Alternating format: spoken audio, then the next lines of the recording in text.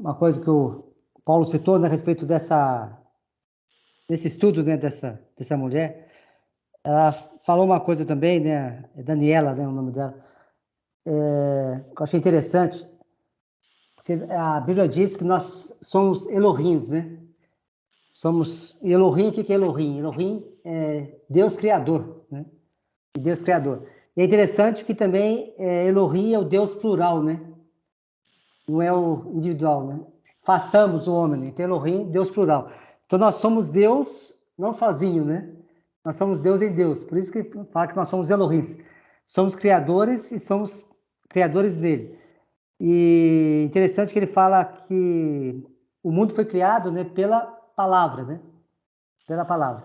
Quer dizer, então o poder da palavra realmente é o que vai transformar, né, esse mundo.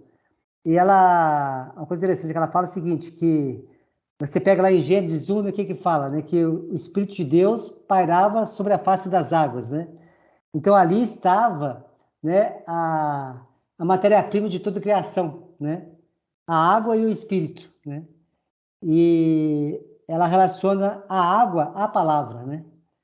Uma água sendo a palavra. E Jesus cita isso também, né? Em relação à palavra. E em relação à água também, né? E até quando tem um texto que ele fala, acho que da mulher samaritana, né? Que se você beber da minha água, vocês serão como o rio, né? Fluirão como o rio de água viva através de vocês, né? Então, assim, esse poder da palavra, né, é algo tremendo que vai transformar primeiro a nossa vida e depois transformar todos, né, ao nosso redor. E com relação ao que o Anselmo falou, o Manuel falou, uma coisa interessante é o seguinte, que hoje que nós temos que falar nem é do perdão do pecado, né? Porque o perdão já foi dado, né? Cristo já nos perdoou. Mas é essa consciência desse perdão que já foi nos dado, né? Que o pecado já foi perdoado, né? Então, o que as pessoas precisam hoje é ter essa consciência. Elas não têm mais que sofrer por um pecado que não, ou por uma culpa que já foi tirada, né? Então a culpa já foi tirada. Então não tem que preocupar mais nesse sentido, né? É como assim, um exemplo, uma pessoa cometeu um certo delito, vamos dizer assim, né? E sem ela saber, outra pessoa vai lá e cumpre aquela pena por ela, né? Só que ela não sabe, então ela fica sofrendo e com medo das consequências do delito que ela fez, né? Até que um dia que ela descobre, alguém fala para ela, mas você está preocupado por quê, né? A sua culpa já foi cumprida por alguém já cumpriu isso por você. Você não tem que mais se preocupar com esse delito, né? Você não tem mais, não existe mais a culpa, alguém já cumpriu, né? E muitas pessoas hoje estão sofrendo por uma culpa que não existe mais, né? Essa culpa já foi tirada. Então, essa culpa já foi tirada. Então, é essa paz, né, que tem que ser levada para as pessoas. Elas estão sofrendo por algo que não tem que sofrer, né? Deixe-os a paz, a minha paz vos dou, né? Quer dizer, é justamente isso, né? Esse sofrimento, né, dessa culpa que é normal, quando a gente faz algo errado, realmente a gente tem esse sentimento de culpa, né? Algo natural do homem. Acho que a nossa própria consciência já nos acusa, né? Mas o importante é justamente isso, é a gente ter essa convicção e passar essa convicção para as outras pessoas, né? Você não tem que sofrer mais, né? Você não tem mais culpa, você não tem mais que passar por isso, porque alguém já pagou o preço, né? Alguém já sofreu e a obra já está feita, né? A obra já está feita. E essa questão da palavra é muito importante também justamente isso, porque assim como o mundo foi criado, né, pela palavra, o mundo vai ser transformado também pela palavra, né? A questão do Vale dos Ossos Secos é um bom exemplo, né? Declara, né, sobre os ossos secos. E a questão aquele que criou pode muito bem restaurar, né? Então, sim, Deus criou o universo, né, do nada, né? Do nada passou a existir. Então, para quem fez do nada, uma cura, o que é uma cura, né? Uma restauração, o que é uma restauração? Realmente não é nada. Mas é o que o Paulo lembrou aí, né? Então, no espírito é muito claro para nós, né? Então, acho que realmente ninguém tem dúvidas em relação ao espírito. Mas a nossa alma é mais incrédula, né? Nossa alma realmente ela reluta mais em aceitar essas coisas. Então, essa consciência, né, ainda que opera na gente, que tem que realmente ser ser tirado. E em relação também ao que foi falado quanto aos judeus, né? Principalmente está o mundo inteiro realmente orando, né, por Israel, pela paz em Israel, mas uma coisa muito importante que a gente tem que estar tendo uma consciência, né, que é o seguinte, né, quem é a nossa paz, né? Quem é a nossa paz? Realmente, deixe-os a paz, né? Cristo é a nossa paz. Então, assim, o que a gente tem falado em várias reuniões, o Ronaldo tem ressaltado muito isso também, né? Então, os judeus só vão ter paz quando reconhecerem primeiro Jesus como Messias, né? E através de Jesus Messias encontrarem Cristo. Então, a nossa oração tem que ser justamente nesse sentido, né? Que haja essa consciência nos judeus de voltarem-se para Cristo, né? Porque é isso que vai trazer paz. Porque enquanto eles não reconhecerem Cristo, não vai ter paz. Porque qual que é o propósito de todo sofrimento? Né? E o propósito da própria lei é levar-nos a Cristo. E, infelizmente, né, os judeus ainda não tiveram essa consciência, né? E por causa disso vão ter que pagar um preço até que tenha essa consciência, né? Então a nossa oração tem que ser realmente nesse sentido, né? Que haja um toque no coração deles para que eles reconheçam, né? Eles não vão conseguir vencer sem Cristo, né? Porque não tem sentido, né? A grande nação de Israel, o que vai, né? Onde Deus vai ser glorificado? Pela grande nação de Israel vai vencer todas as guerras, né? Realmente não. Acho que não é isso que o Pai quer, né? Deus não é um Deus de guerra, né? Embora muitas vezes essas guerras são consequências da maldade do homem, né? Deus acho que jamais desejou a morte de ninguém, né? Deus jamais planejou isso. Falando do ímpio, né? Deus se agrada da morte de ninguém. Então a própria ganância do homem, a própria arrogância e o orgulho realmente leva realmente a essas guerras, essas mortalidades terríveis, né? Esse terrorismo e muitas vezes em nome de Deus, né? Então assim como o Hamas tem atacado, entre aspas, em nome de Deus, né? Israel também estão revidando também em nome de Deus, em cima daquilo que eles acreditam, né? E muitos inocentes estão sendo mortos dos dois lados, né? Decorrente disso, né? Mas onde que Deus vai ser glorificado através disso tudo, né? Onde nós vamos agir como filhos, né? Como que o Pai tem levantado em relação a isso. Justamente nessa consciência, né? Se nós estamos aqui, é para declarar Cristo, né? A questão do corpo. E realmente precisa justamente isso, né? Que haja essa consciência para os judeus, né? Convém que Cristo cresça e que nós diminuamos, como o Anselmo lembrou aí da música, né? Então tem que ter essa consciência, tem que ter essa consciência. Não vai haver mudança nesse mundo sem Cristo. Então que haja realmente esse toque no coração dos judeus, que haja humildade para reconhecer, né? Não é a força deles, né? Eles são uma nação poderosa, são, né? Tem tecnologia muito forte, tem, né? Eles são o Deus escolhido desde, né, de milênios atrás, são o povo escolhido. Só que eles rejeitaram a Cristo, né? E estão pagando as consequências dessa rejeição. Então eles precisam voltar-se, né? Precisa haver um arrependimento, precisa reconhecer realmente que sem Cristo eles não são nada, né? Que sem Cristo eles não vão chegar a lugar nenhum. Então que haja essa consciência, né? E aí sim vai haver paz, né? Em Cristo a paz realmente para cada um, para tudo isso. Então assim, eu sei que é difícil, né? Esse momento que estão passando, mas acho que é muito importante nós tomarmos participação nisso também, né? Até essa Daniela, ela fala justamente nesse sentido, né? A gente está no nível, né, que não tem mais como a gente achar que o que acontece no mundo não tem nada a ver com a gente, né? Ah, não, está acontecendo em Israel, não tem nada a ver mais, está acontecendo lá na Rússia, na Ucrânia, não tem nada a ver com a gente. Não, né? Então a gente está no envolvimento tamanho que o Pai tem nos colocado, que não tem como mais a gente se excluir, né? Não tem como mais a gente simplesmente ignorar o que está acontecendo e achar que não é com a gente. É com a gente, né? É com a gente. A gente é responsável ou é corresponsável, né, por tudo que está acontecendo. Então não podemos nos omitir, né, em relação a isso. Então, assim, como corpo, né, como Elohims que nós somos, nós podemos começar a gerar essa paz, né, realmente. E a começar por nós. Acho que é João que fala, né? Vós já estáis limpos pela palavra que você tem falado, né? Então, Cristo já está fazendo essa limpeza em nós, pela palavra, né? Então, essa palavra já tem limpado. Limpado o quê? O nosso espírito, não. Porque o nosso espírito está pronto, né? Realmente tem limpado a nossa alma, né? Tem tirado essa consciência, tem nos libertado dessa sujeira do sistema, né? Nós somos contaminados pelo sistema, nós somos realmente... a nossa mente, né, foi por muito tempo cauterizada e nós dormimos, né, por muito tempo, mas glória a Cristo que nós estamos acordando, né? Talvez ainda naquela fase ainda de não totalmente despertos, mas estamos acordando e estamos tendo essa consciência, né, de quem nós somos e do porquê, né, estamos sendo chamados, né?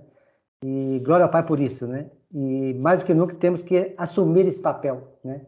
Como corpo e como ministro de Cristo e realmente exercermos essa autoridade que o Pai tem nos dado, né? De transformar o mundo e realmente começar a agir como os instrumentos que o Paulo falou, né, em relação a Val. Acho que é justamente isso, né? É um corpo, né? E se um corpo, parte do corpo sofre, todos sofrem, né?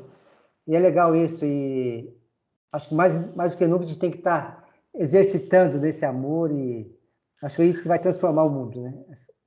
O Marcelo falou também, o Sormani, né, falou essa base de amor, né, essa preocupação de um pelo outro, de um sustentar o outro e de trazer vida para o outro, né? É somente isso aí que vai fazer diferença, vai transformar e vai trazer a paz que o mundo todo precisa. Né? Mas amém. Amém. Pelo que o Pai tem feito, né, em nosso bem. Em relação a isso, tem uma passagem aqui no livro de João, capítulo 9, né, que eu acho interessante também. A gente aplicar ela aí.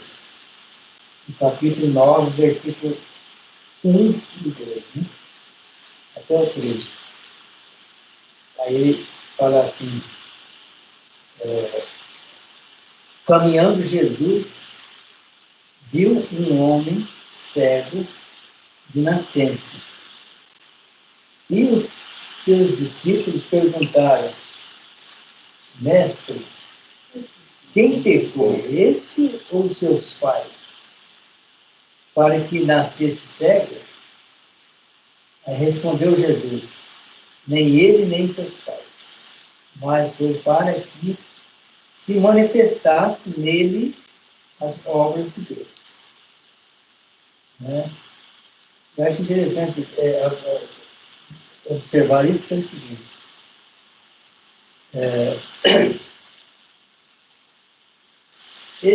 Essa questão de trazer cura, né? Trazer reparação, né, na vida das pessoas, com a doença, de qualquer coisa que seja, você não podemos imaginar assim, ó, é por conta disso, é por conta daquilo, né? Mas, às vezes, aquele problema, aquela situação, torna-se necessário para que se manifeste, né, o amor de Deus, que possa ser manifestado em nós. Né? Você vê aqui o que fala que ele estava caminhando. Eu não quis dizer que aquela pessoa chegou a ele para ser curado. Né? Caminhando, ele viu lá o camarada lá que havia nascido cego. Aí os discípulos já vêm fazer essa pergunta para ele. Né? E aí ele fala, não, é para que seja manifestado o amor de Deus, né? Seja manifestado a presença de Deus na vida dele. Né?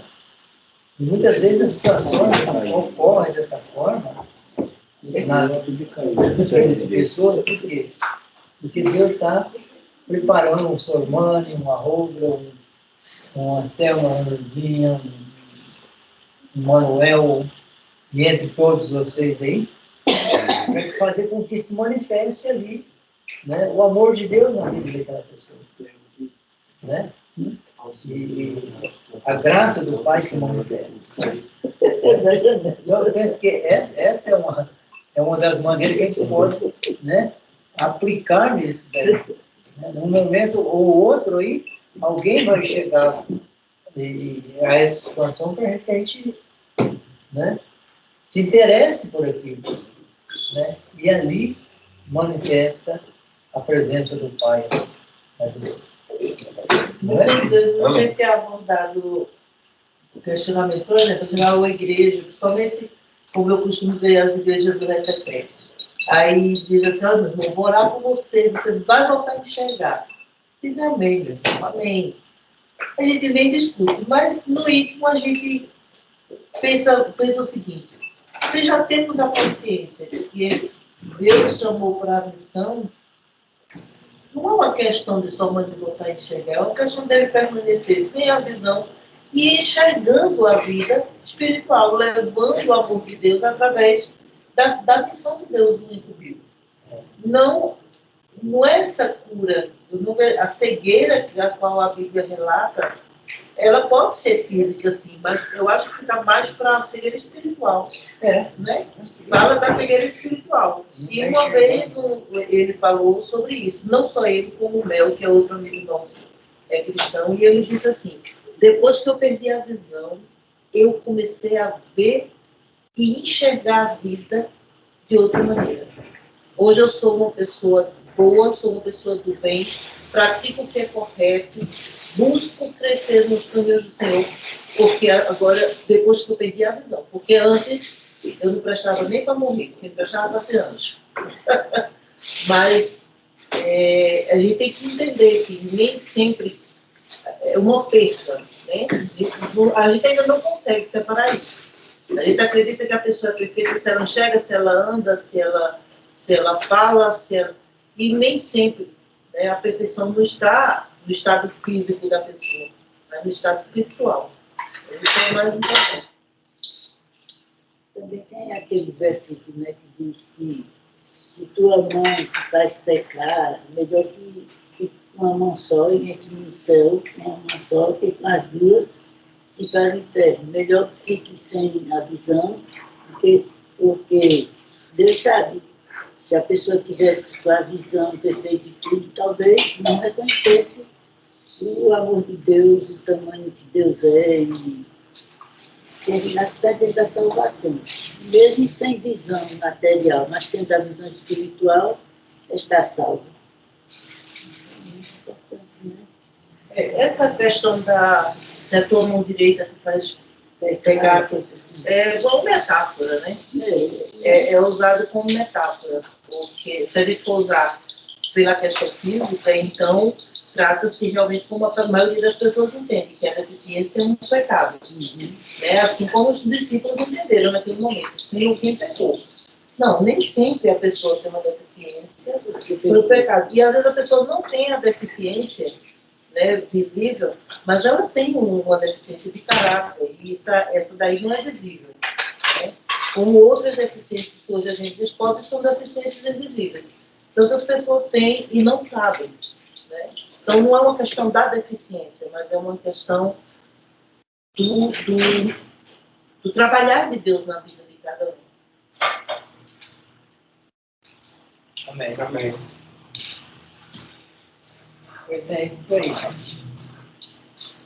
Preparar, porque a chuva hoje e a temporada está chegando aí, né? É isso. É época de manifestar. Penso que o Espírito de Deus está manifestando. Está nos despertando. Né? Às vezes, coisas que não estavam acontecendo, pode passar a acontecer daqui para frente, porque vai estar sendo despertado em cada um de nós. Certo? Nós vamos estar sendo despertados. Aquele que está adormecido vai estar sendo despertado. Né? E aí o amor, o interesse pela saúde, pela libertação, né? Vai estar acontecendo normalmente. Sem, como diz o nordestino, sem aperreio. Sem aperreio. Né?